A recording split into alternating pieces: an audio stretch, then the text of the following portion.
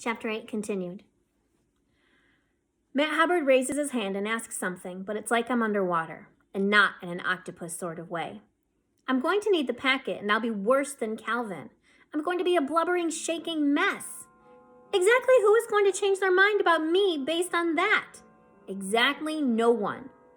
I stand up to sign out for the bathroom, even though I was just there during English class. And on my way to the door, I do what I need to do. I drop my packet in the trash can. When I finally got my hands to stop shaking and I come back to class, Ms. Rochambeau asks where it is. But all it takes is a simple response. I forgot it. Ms. Rochambeau's raised eyebrow of disappointment only works if I'm looking at it. I did the right thing, too, because when I take my seat again, Holly McNamore is trying to answer questions from Kaylee about giraffes, and it's not going well. Holly is nice. She went to the other elementary school, and she and her friends let Fuchsia and me sit at their lunch table. We sit at two separate ends of the table, but still. Aren't they going to get neck issues when it's so long and skinny? Points out Kaylee. And how can they hide from lions?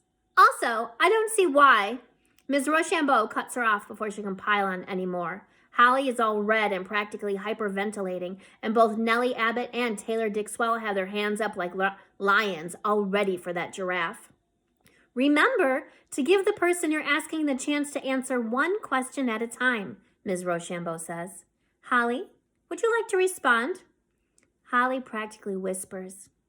Actually, I think owls are better than giraffes anyway.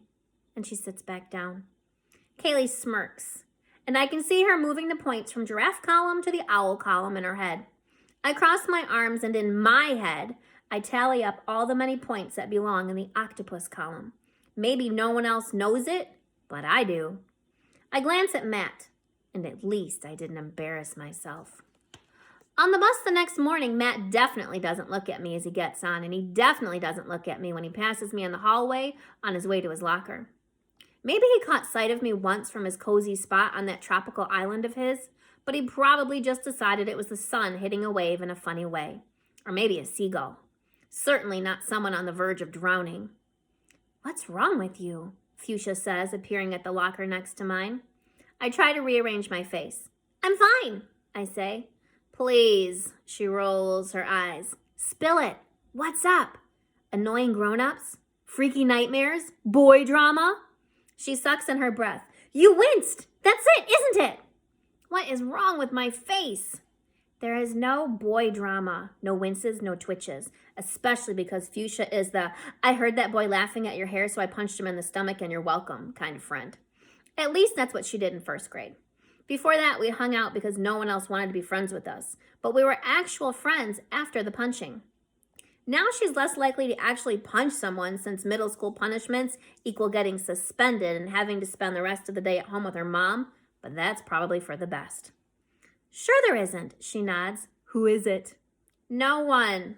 So, this no one likes you and you aren't interested? Or this no one is older and gross and sending you messages? I stare at her. I don't even have a phone. She sighs. So, it's the other way around then. You like him and he won't give you the time of day. We should be talking about you, I say. How's Jane, Kitty? Don't change the subject. Spill it. Who is it?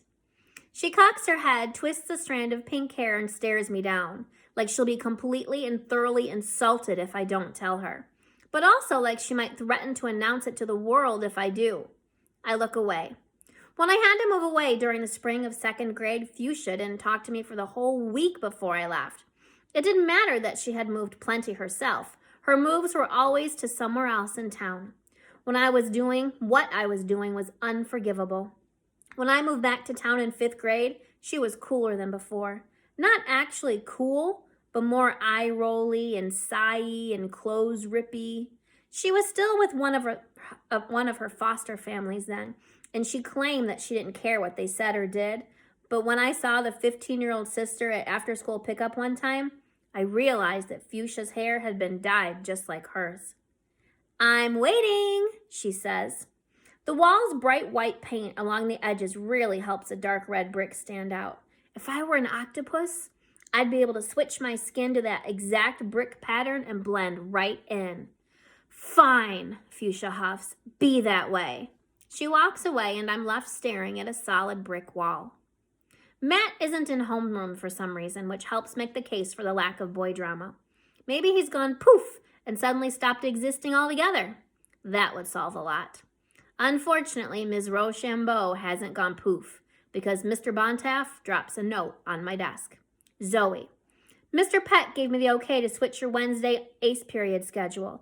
You'll no longer have extra help for science, but instead will be required to attend the debate club I'm running in the library during that time. Bring a pen or pencil and a notebook. Also, next time you're throwing away your debate packet, you should use the paper recycling instead of the trash. See you soon, Ms. Rochambeau. Honestly? She went through the trash? Maybe she was more like me than I thought. But in what alternate universe do I belong in the debate club? I couldn't even handle standing up for 2 minutes to talk in class. When Mr. Bontaff calls everyone to attention and announces that it's time for the student council election speeches, I stuff the note in my pocket. Maybe I'll be forced to go to her stupid debate club, but there's no way I'm participating. At least I have a say in that. Our homeroom shuffles down to the multi-purpose room, and as soon as I get there, I realize why Matt wasn't in homeroom. Because he's running for 7th grade class president. Up at the front of the room, the kids around Matt are fidgeting, but he's completely still, as though preparing to give a speech in front of 100-something kids is no big deal. If I had to stand up there at that podium, I'd probably blurt out, "Octopus!" and pee myself. Ms. Rochambeau is bustling about up front in charge of the whole thing. Of course, I wonder if she ever got married. I might not like her, but I hope she did just to show that friend of Lenny's. As our homeroom sits down in its row, I see Amanda Dubois and Nicole Rochefort from ACE Period Science Extra Help sitting together 2 rows in front of me. Even though I mostly spend the periods cleaning Mr. Peck's hermit crab tanks, I like the time with them. After they finish doing their work, Amanda and Nicole can draw the best poodles, and they don't mind if I peek over their shoulders.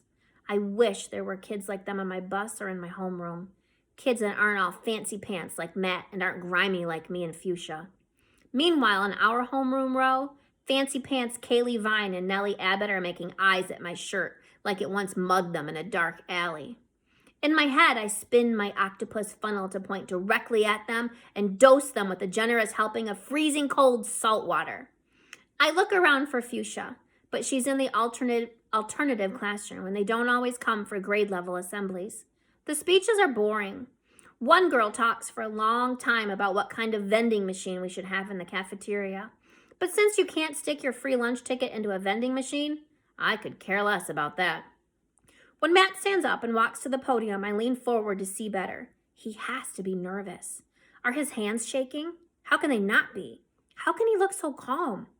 There are so many people watching him. It's like he's not even human. Principal Fitzgerald, teachers, staff, my fellow classmates, he begins. Thank you for this opportunity to speak.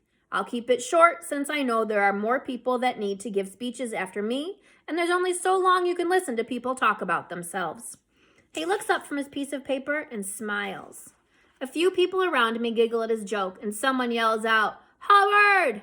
before a teacher hushes them. But all I can see is that smile. A real smile. Even when he was making a joke about himself.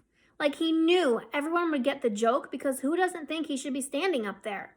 Like he couldn't even imagine someone calling him grimy or stupid or lazy or a troublemaker. He goes on about how hard he works and how he'll work for the 7th grade so that we're represented in the way that we deserve. He says more stuff and then he sits back down. Other people stand up and talk, but I can't take my eyes off of Matt because suddenly I know. This isn't some crush on a boy. This is me wanting to feel the way he does, strong and confident, like no one would even think about messing with me. Too bad that's even more impossible. And just in case I need the impossibleness of that to wave its giant hands in my face more directly, when I show up at the library for ACE Period Debate Club, guess who's sitting smack in the middle of one of the circular library tables like he owns the place? Matt Hubbard.